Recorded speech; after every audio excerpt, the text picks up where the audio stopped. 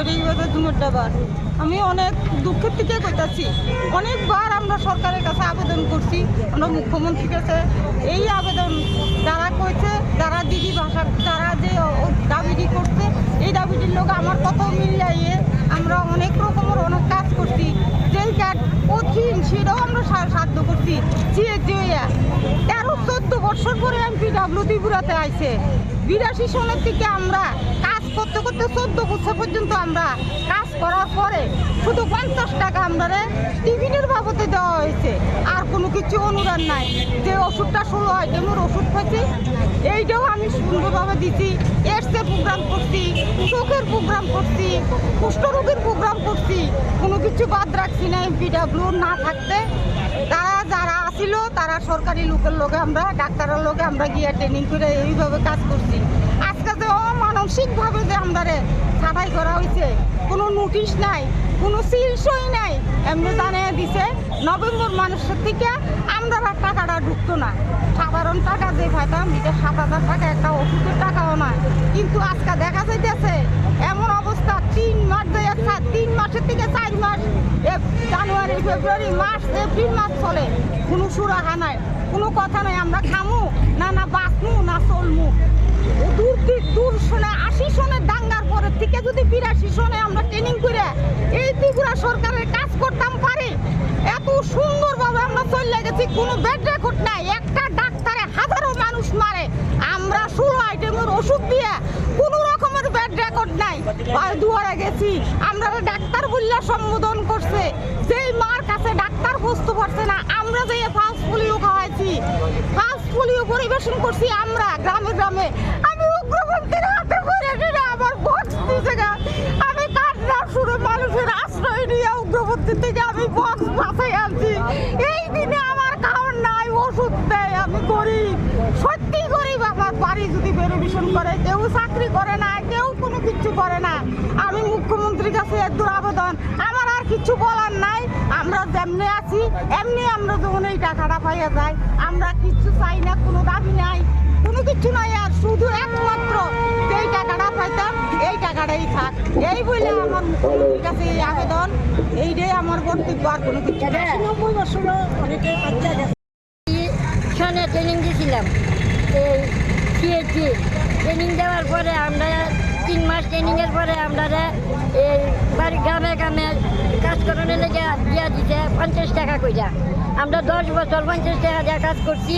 10 বছর পরে পরে পরে সরকারি চাকরি লাগে একটু বাড়তে বাড়তে আমরা 7,500 বেতন হওয়ার পরে আমরা নভেম্বর মাসে বিনা নোটিশে আমরা ছাঁটাই করছে। আমরা ওখানে কী অবস্থা আছি, আমরা বয়স হয়েছে, কোনো কাজ করতাম পারতাম না, ছাড়লে আমরা আরও আগুই থাকতো। যখন ট্রেনিং দিতে তখন কইছে যে আপনারা এটা বয়স নাই, আপনারা যতদিন বাচ্চা যাবেন এই টাকাটা পাইয়া যাবেন।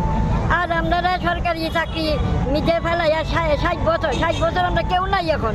আমরা সরকারে এইভাবে ছাইড়া দিছে। আমরা মানে কোন জায়গায় যাবো, রাস্তাতে নেমেও আমরা বাদ পাই মিলছে না। মানে সরকারের কাছে আমরা অনুরোধ, যাতে আমরা 2 মুঠ ভাত একটু ওষুধ খাইয়া বাঁচতে পারি, সেই ব্যবস্থা যেন সরকার আমরা প্রতি একটু দৃষ্টি করে। এই আমার বক্তব্য, বেশি বক্তব্য করার লাভ নাই, অনেক বক্তব্য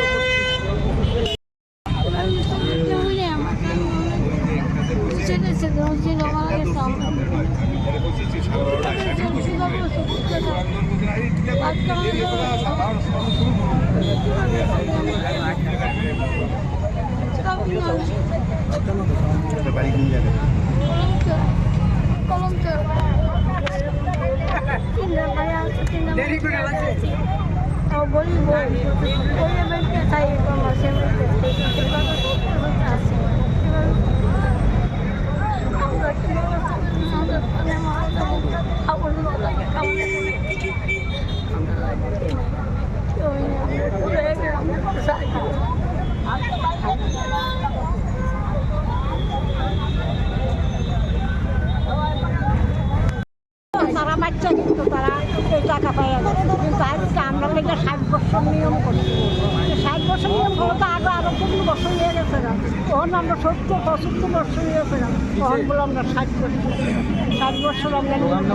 তবে আমরা দিয়া দেখ, আমরা কিছু দিয়া দেখ বন্ধ, আমরা তাদের কাছে হাত জোর করে দাবি করি, আর কিছু আমরা চাই। ওষুধ খেয়ে আর দুটা ডাল ভাত খেয়ে আমি বাঁচতাম। এটা তো আমরা দিছে না, এটা দিছে আমরা দিছে না, আত্মা করে আমরা আমরা চাকরি এটা কি হয়? আমরা পরিবার বেড়াইয়া চলাইছি। আমার দুইটা ছেলে 3 বছর দিয়েছেন আমরা বিশাল আমার পরিবার চালানো একজন লোক নাই, আমার স্বামী বছর। আর ওখানে বয়সে আমরা কই যাবো, কই যাইতাম আমরা এই বয়সে? যাকটা কই এলাম না, আমরা মানুষের চিকিৎসা করছি, আমরা চিকিৎসাটাকে কিভাবে করবো? করবো ওইটা তো কইছেই না যে আমরা যে বোনাসটা পাইতাম প্রত্যেক বছর 82 সন থেকে, কোনো জায়গা দিছে কোনো জায়গা দিছে না। এক এক ত্রিপুরা রাজ্যের নিয়ম কি, এক এক জায়গার নিয়ম কি এক এক রকম নেই, এটা আমরা খারাপ লাগছে। হ্যাঁ, আমরা যে সময় 50 টাকা পাইছি এই সময় আমরা 100 টাকা পাইছি। এরপর তো এই যে সেপ্টেম্বর মাসে যে ইয়ে করলো, অক্টোবরে অক্টোবর মাসে যে ইয়ে করলো, আমরা মাসের অর্ধেক গেছে গা 20 তারিখ। তাহলে তো আমরা তো প্রাপ্য আছিল যে আমরা এই যে অত দিন কাজ করছি, 1 মাসের টাকা না দেখ 20 দিনের টাকাটা তো আমরা দিত। তাহলে এটা কি কোনো ইয়ে নেই? একজনের কাজে গেলাম, আমি আধা দুপুর কাজ করছি, এরপরে করবো না আপনারা রাখতাম না, আপনার ছাড়াই হয়ে গেছেন গা, আজকের থেকে আপনাদের কাজ নাই, এরকম করে কি কেউ মানবো নি? কি ইয়ে করলো ত্রিপুরা সরকারে, আমি এইটাই আমরা বুঝতাম। সবাই শুধু আমার জায়গা না। আপনারা জানেন গত 1 নভেম্বর 2026 ইংরেজি ত্রিপুরা রাজ্যের বর্তমান সরকার সিএইচজি কর্মীদেরকে তাদের কোনো কিছু না বলে চুপিসারে এক আদেশ বাহির করে তাদেরকে কর্ম থেকে বিরতি দেওয়া হয়। এটা মূলত একটা অন্যায় কাজ। 1986 ইংরেজিতে কেন্দ্রীয় সরকারের অনুমোদন নিয়ে তৎকালীন রাজ্য সরকার কমিউনিটি হেলথ গাইড এদেরকে নিয়োগ করা হয়। তাদের কাজ ছিল প্রত্যেক বাড়িতে বাড়িতে মুমূর্ষু রোগীর পাশে তাদের স্বাস্থ্য পরিষেবার জন্য তাদেরকে নিয়োজিত করা হয়েছিল। এবং এটা প্রায় 40 থেকে 42 বছর তারা পাহাড়ে, গ্রামে, সর্বত্র যেখানে যেখানে দুস্থ পরিবার আছে গ্রামে সরকারের প্রকল্প অনুসারে স্বাস্থ্য পরিষেবার জন্য বাড়ি বাড়ি নিয়ে নানা ধরনের ভিটামিন ওষুধ, রোগের ওষুধ, বিভিন্ন ধরনের চিকিৎসার সরঞ্জাম তারা দিয়ে থাকে। এবং এটা ত্রিপুরা রাজ্য সরকার বলে নয়, এটা কেন্দ্রীয় সরকারের একটা প্রকল্প ছিল। তৎকালীন রাজ্য সরকার এটা শুরু করেছিল এবং গভর্নমেন্টের সিদ্ধান্ত অনুসারে তৎকালীন সময়ে প্রায় 3000 স্বাস্থ্যকর্মীকে কমিউনিটি হেলথ গাইড কর্মীদেরকে নিয়োগ করা হয়েছিল। এটা ভালোভাবেই চলছিল। কিন্তু গত 1 নভেম্বর 2025 ইংরেজি হঠাৎ করে তাদেরকে কর্মী থেকে ডিসকন্টিনিউ করা হয় তাদের কাজে থেকে। এর প্রতিবাদেই মূলত আজকের আমাদের এই বিক্ষোভ কর্মসূচি। আমরা এখানে বলতে চাই যে একটা কর্মী এতদিন যাবৎ তারা কাজ করলো, তাদেরকে আগাম কিছু জানালেন না। সরকার তাদেরকে তাদের যে কর্মচ্যুতি ঘটালো তাদেরকে কোনো কাগজও দিল না, শুধু গোপনে দপ্তরগুলিকে একটা কাগজ দিয়ে হঠাৎ করে তাদেরকে যখন তারা কাজে যাচ্ছিল তাদেরকে বলা হলো যে তোমার কাছ থেকে তোমাকে ছাঁটাই করা হয়েছে, তোমার কাজ আজকে থেকে বন্ধ। এটা একটা অমানবিক দৃষ্টিগোচর এবং অমানবিক বলেই প্রকাশিত হয়েছে।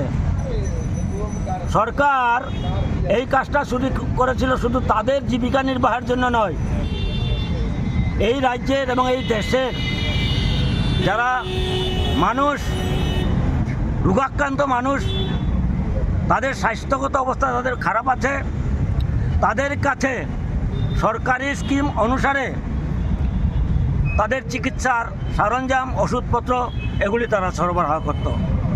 হঠাৎ করে এদেরকে তাদের কর্মচ্যুতি করার ফলে সারা দেশে এবং সারা অন্তত আমাদের ত্রিপুরা রাজ্যে পাহাড়ে, গ্রামে, সব জায়গায় এই গ্রামে গঞ্জে এই মানুষদের যে স্বাস্থ্য পরিষেবার যে ওষুধপত্র এগুলি দিবে কে? এবং একটা মানুষ 40-42 বছর কাজ করলো, কাজ করার পরে তার যে retirement benefit, post retirement benefit, তার কোনো সংস্থান এখানে রাখা হয় না। একটা মানুষ চাকরি করলে চাকরি যদি শেষ হয় নিশ্চয়ই তার একটা পোস্ট রিটায়ারমেন্ট বেনিফিট থাকে অথবা সামাজিক সুরক্ষার একটা ব্যবস্থা থাকে। হঠাৎ করে যদি এই 3000 কর্মীর কাজ বাতিল করে দেয়, এই 3000 কর্মীর পরিবারবর্গ চলবে কি করে, কি খাবে, কিভাবে চলবে, এটা হচ্ছে প্রশ্ন। সুতরাং আমরা এখানে দাবি করছি যে কম করে হোক যাদেরকে কর্মচ্যুতি করা হয়েছে তাদের অন্তত সামাজিক সুরক্ষার ব্যবস্থা করা হোক এবং এই প্রকল্পটি যেন চালু থাকে। সারা ত্রিপুরা রাজ্যের মধ্যে মানুষ যেন এই স্বাস্থ্যের পরিষেবাটা যেন পায়, তার জন্য এটাকে চালু রাখা। কতজন কর্মী রয়েছে আপনাদের এইখানে? আমাদের সারা রাজ্যে প্রায় 3000 কর্মী নিয়োজিত আছে। কত বছর যাবত এই কাজের সঙ্গে জড়িত? 40 বছরের মতো তারা কাজ করছে, 40 বছর ঊর্ধ্ব, এবং 60 বছরের পরেও তারা কাজ করেছেন।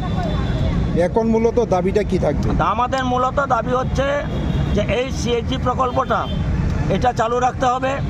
এটা জনস্বার্থ এবং এটা রোগগ্রস্ত যারা স্বাস্থ্য পরিষেবার একটা মূল এটা হাতিয়ার আমাদের, এবং এটা রাজ্যে থাকা দরকার। দ্বিতীয়ত, যে কর্মীদেরকে 60 বছর ধরে তাদের চাকরি থেকে বাদ দেওয়া হয়েছে, তাদেরকে তাদের সামাজিক সুরক্ষার আওতায় দিতে হবে। এটা নিয়ম। একটা সরকারি চাকরি যিনি করেন তাকে একটা সামাজিক সুরক্ষা দিতেই হয়। কিন্তু তারা যে 1 নভেম্বর যে নোটিশটা জারি করছে, এই নোটিশটা এই কর্মীদেরকে দেওয়া হয় নাই, শুধু তার দপ্তরে দেওয়া হয়েছে। তো সেখানে কোথাও বলা হয় না যে এদের সামাজিক সুরক্ষার কোনো ব্যাপার বা কোনো ব্যবস্থা হবে। তো আমরা গভর্নমেন্টের কাছে দাবি করছি যাদেরকে চাকরি থেকে বরখাস্ত করা হয়েছে তাদের অন্তত সামাজিক সুরক্ষার মধ্যে অন্তর্ভুক্ত করা হোক। আমরা তো জানি এই রাজ্যের মধ্যে, এই দেশের মধ্যে বার্ধক্য ভাতা আছে, বিভিন্ন পেনশন স্কিম আছে, তাহলে তাদেরকে তো সে কোনো একটা স্কিমে তাদেরকে দেওয়া যেতে পারে। সুতরাং এই 3000 কর্মী এটা কোনো বড় কথা নয়। সারা রাজ্যের মধ্যে 3000 বা একটা তার কম বেশি হতে পারে। তো এদেরকে যদি কোনো সামাজিক সুরক্ষার ব্যবস্থা না করে, যদি এদেরকে যদি হঠাৎ করে এটা খাবে কী করে? তা আমাদের মূল দাবি হচ্ছে সেটা। এবং আরেকটা জিনিস আমরা যেটা দাবি করছি, এদেরকে কেন ছাঁটাই করা হলো তার জন্য একটা শ্বেতপত্র জারি করা। মানুষ যেন বুঝে। এখন গ্রামে গঞ্জে পাহাড়ে সবাই আলোচনা করছেন যে আপনারা যে ওষুধ দিতেন, ওষুধ দেওয়া কি বন্ধ হয়ে গেছে? আমরা কি বলবো? আমরা বলছি যে গভর্নমেন্ট এটা ইচ্ছা করে বন্ধ করেছে, আমাদেরকে কিছু জানাই নেই। এই স্বাস্থ্য পরিষেবাটা বন্ধের কারণে সারা রাজ্যের মধ্যে মানুষ অস্বস্তিতে ভুগছেন। সুতরাং এটা শুধু তাদের জীবিকা নির্বাহের কথা নয়, এই রাজ্যের যারা স্বাস্থ্য পরিষেবার ক্ষেত্রে এটা একটা গুরুত্বপূর্ণ বিষয়। সেই কারণেই আমরা দাবি করছি, আমাদের মূলত 3-4টা দাবি। এর মধ্যে প্রথম দাবি হচ্ছে এই সিএইচজি প্রকল্পটা যথারীতি চালু থাকবে। যদি কোনো শূন্যস্থান থাকে সেখানে নতুন কর্মী নিয়োগ করতে হবে। তারপরে ডাইং হার্নেসের ক্ষেত্রে যে লোকটা 60 বছর ধরে তাকে চাকরি থেকে বরখাস্ত করা হয়েছে বা মারা গেছে, তাদের পরিবারকে কাউকে এই স্কিমে যেন কাজ দেওয়া হয়, এই ব্যবস্থাটাও আমরা সেখানে রাখার চেষ্টা করছি। আমরা আজকে 12টা থেকে 2টা পর্যন্ত এই গণবিক্ষোভ চালিয়ে যাব এবং একটাই আমরা স্বাস্থ্য সচিবের নিকট আমরা আমাদের ডেপুটেশন প্রদান করব এবং আমাদের বক্তব্যটা সেখানে প্রকাশ করব। এই গ্রাম পঞ্চায়েতে নিয়োগ করার পরে আমাদের প্রাথমিক স্বাস্থ্যকেন্দ্র পিএইচসি যেখানে আছে 3 মাসে আমাদের পূর্ণাঙ্গ রবিবার বাদ দিয়ে ট্রেনিং দেওয়া হয়েছিল। সেই ট্রেনিংয়ে আমরা ট্রেনিং দিয়েছি। তারপরে ওনারা বলছে আপনাদের ওষুধ দিল্লি থেকে আসবে। তখন আমাদের পরবর্তী সময়ে 1 মাস 15 দিন পরে দিল্লি থেকে প্যাকেট করা ওষুধ আসতো, 16টা আইটেম ওষুধ ছিল। 16টা আইসে ওষুধ দিয়ে আবার আমাদেরকে পুনরায় 1 সপ্তাহ ট্রেনিং দিয়েছে ডাক্তারবাবু। বলে এবার আপনারা গ্রামের পরিষেবা শুরু করেন। তখন ত্রিপুরা রাজ্যে ভয়ঙ্কর একটা পরিস্থিতি ছিল, আন্তরিক রোগ ম্যালেরিয়া এবং টিবি রোগ, এইডস, ওই জনসংখ্যা নিয়ন্ত্রণ, এগুলি আমরা আমাদের সিএসজি মা বোন যারা ছিল বাইরে আছে সারা ত্রিপুরা রাজ্যে আমরা তখন রাস্তাঘাটও ছিল না, আমরা চালু করেছি। 1000 মানুষের মধ্যে একজন সিএসজি আমরা ছিলাম। তখন গ্রাম অঞ্চলে কোনো রাস্তাঘাট ছিল না। এই অবস্থাতে আমরা চিকিৎসা শুরু করি। আমাদের তখন ঘোষণা করে তৎকালীন সময়ে রাজ্য সরকার 50 টাকা করে মাস। আমরা বলছি আমরা জনগণের সেবায় আমরা কথা দিয়েছি, আমাদের গ্রাম অঞ্চলে আমরা জনগণকে ফিরিয়ে আনবো। তৎকালীন সময়ে আমরা যখন চিকিৎসা করি 5 বার আমাদের প্যাকেট করা ওষুধ দিল্লি থেকে আসছে। পূর্ণাঙ্গ গ্রামের মানুষ এই সমস্ত রোগগুলি নির্মূল হয়ে গেছে এখনও, এবং পালস পোলিও লগে আছে। ওই 2 কটা করে 0 থেকে 5 বছর বাচ্চাদেরকে যেটা খাওয়ানো, এগুলি এখন প্রায় নির্মূল। আমরা দীর্ঘদিন এই কাজ করে আসছি। এখনও আমাদের বাড়িতে মানুষ আসে যে দাদা কিছু ওষুধ দেন না। আমরা আমাদেরকে তো 2025-এর নভেম্বর থেকে আমাদেরকে ছাঁটাই করে দিয়েছে। এটা কিন্তু কেন্দ্রীয় সরকার অনুমোদিত ছিল। আমাদের রাজ্য সরকার হঠাৎ আমাদের এই 1925 ইংরাজি 2025-এর নভেম্বর 1 তারিখ থেকে আমরা তখন খবর পত্রিকাতে দেখি আমরা সারা ত্রিপুরা রাজ্যে 3000 উপরে ছিলাম। এখন আমাদের 730 জন আছে মোট। দৈনিক সংবাদের রিপোর্ট অনুসারে 730 জন আমরা আছি। এখন আমরা কাজ করছি। হঠাৎ করে আমাদের সাথে কোনো আলোচনা নাই, আমরা সেইটা পত্রপত্রিকাতে দেখলাম সিএসজিদেরকে ছাঁটাই করেছে। এই মুহূর্তে আমাদের সবাই আমরা বয়স হয়েছে এবং আমরা নিঃস্বার্থে বলা চলে আমরা গ্রামের মধ্যে এই 50 টাকার দরে 12 বছর আমরা কাজ করেছি। বর্তমান সরকার এসে আমাদেরকে গত 4 মাস আমাদের এরিয়া বিল কইয়া আমাদেরকে কিছু টাকা বেশি ঢুকাইয়া পরক্ষণে আমাদেরকে বাদ দিয়ে দিচ্ছে। এখন আমরা বাড়িতে আমাদের পরিবার আছে, আমরা যারা আছি বেশিরভাগ মানুষের রোগাগ্রস্ত হয়ে গেছে, এটাও ঠিক কেমন। এবং আমাদের পরিবারগুলিরও আমরা কিছু যাই সংসারে থাকতাম, সবাই মিলেই যা আনতাম তা খাইতাম। তখন সরকারও আমাদের পরিবারগুলির মধ্যে চাকরি, তৎকালীন সরকার ধরেন আমরা 8 পাস 9 পাস ব্যবস্থা 8 পাস মাধ্যমিক পাস 2-1 জন আছে কিনা জানি না, এই তারাদেরকে একটা নিঃস্ব পরিবার চাই আমাদেরকে গ্রাম পঞ্চায়েত থেকে সিলেকশন করে ঢুকাই আমাদের আজকে এই অবস্থা। এই সরকার আমাদেরকে বাড়াইছে ঠিক, কিছু বাড়াই আমাদেরকে 4 মাস আমরা পাইছি বাড়তি টাকাটা, পরক্ষণে আমাদের সাথে কোনো আলোচনা না করে আমাদেরকে ছাঁটাই প্রস্তাব গ্রহণ করছে। আমরা এই পর্যন্ত সিএম অফিসে গেছি 5 বার আমাদের দাবি দাওয়া নিয়ে, বুর্গাবস্তিতে গেছি তাও 5 বার। এই সমস্ত জায়গাতে আমরা যেখানে মেলাঘর গেছি আমাদের হসপিটাল, ওইখানে আমাদের কেন শুরু হয় না। আজকে আমরা এইখানে আমরা এই বিক্ষোভ প্রদর্শন করছি, আমাদেরকে যাতে অন্তত চাকরি বহাল রাখুক, না হয় আমাদেরকে পেনশন ভাতা চালু করা হোক, পেনশন ভাতাটা চালু করা হোক। যেহেতু সরকার আমাদেরকে কাজ করি বলে স্বীকৃতি দিয়েছে কাগজপত্রে, আমাদের কোনো বয়স সীমা নাই। আমাদের আমরণ ভাতার প্রস্তাব ছিল তৎকালীন সময়ে, যার ফলে আমাদের বয়সের কোনো সীমা নাই।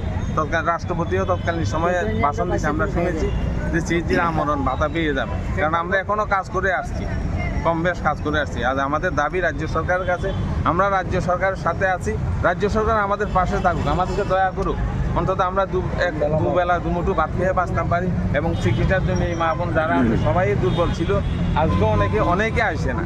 730 জন আছি, 30 জন মনে হয় মারাও গেছে 2025-এর নভেম্বর 1 তারিখ থেকে।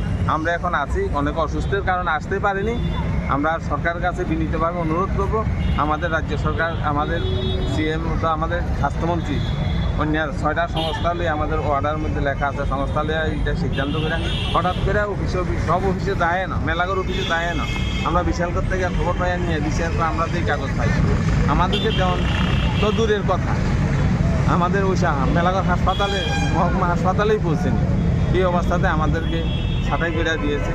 তারপরও আমরা সরকারের সহানুভূতি চাইছিলাম, আমাদের কোনো সহানুভূতি করেনি। আগামী দিনে আমরা আরও বৃহত্তর আন্দোলন করব সবাই মিলে, যাতে আমাদেরকে কিছু একটা করা হোক। এই হলো আমাদের বয়সের সীমা আছে কিছু? বয়সের কোনো সীমা যখন নিয়োগ করেন তাদের বয়সের সীমা ছিল না। আমি বলি এখানে যে আমরা দেখলাম 1 নভেম্বর যখন তাদেরকে ছাঁটাই করা হলো, তখনও এক একজনের বয়স 65 থেকে 70। তারপরে 60 বছরের পরেও তাদেরকে কাজ করানো হয়েছে। তাহলে 60 বছরের পরে যখন 60 বছর ছিল তখন তো বলতে পারতো, বা 60 বছরের আগেই তাদেরকে বলতে পারতো যে তোমার 60 বছর হয়েছে, তোমাকে আর চাকরিতে রাখা যাবে না বা এই কাজে রাখা যাবে না। এই ধরনের কোনো কথা বলেনি। 60 বছরের পরেও 10-12 বছর কাজ করানো হয়েছে তাদেরকে দিয়ে। অনেকেই এর মধ্যে মারা গেছেন, কিন্তু তাদের ক্ষেত্রে কোনো ডাইং হার্নেসের কোনো ব্যবস্থা নেই। সুতরাং সেখানে আমরা বলছি ডাইং হার্নেসের ব্যবস্থা করা হোক, এই প্রকল্পটা চালু রাখা হোক, যেখানে শূন্য আছে সেখানে নতুন লোক নিয়োগ করা হোক। তারপরে তাদেরকে সামাজিক সুরক্ষা, ওরা যে কোনো পেনশনের মধ্যে, যে কোনো ভাতার মধ্যে তাদেরকে অন্তর্ভুক্ত করা হোক।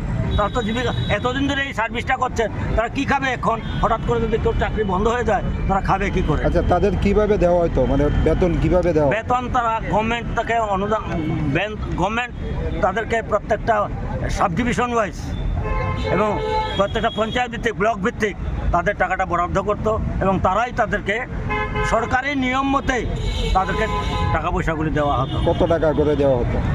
প্রথমে তারা যখন শুরু করে গভর্নমেন্ট কেন্দ্রীয় প্রকল্প হিসাবে, তখন 50 টাকা সাম্মানিক দিয়ে শুরু করা হয়েছিল এবং এটা ক্রমান্বয়ে আমাদের আন্দোলনের ফলে শেষ পর্যন্ত যখন আমরা এই চাকরি থেকে বরখাস্ত করেন তখন পর্যন্ত 7,500 টাকা তাদের সাম্মানিক হয়েছে। তো 7,500 টাকা সাম্মানিক যেখানে হয়েছে, তাহলে একটা কর্মী তার একটা পরিবারকে মানে পোষণ পালনের ব্যবস্থা ছিল। কিন্তু হঠাৎ করে এটা করার ফলে এই পরিবারগুলি নিঃস্ব হয়ে পড়েছেন, না খেয়ে মরার পক্ষে মরেছেন। তাই আমরা সরকারের কাছে নিবেদন, এই যে 40-42 বছর তাদেরকে কাজ করালো, তাদেরকে যেন এই সামাজিক সুরক্ষার অন্তর্ভুক্ত করেন, এই প্রকল্পটা যেন চালু থাকে, এটাই আমাদের মূলত। আপনার পরিচয়টা? আমি হচ্ছে সিএনজি ওয়ার্কার্স ইউনিয়নের প্রেসিডেন্ট। নামটা? নাম ধনমনি সিনহা।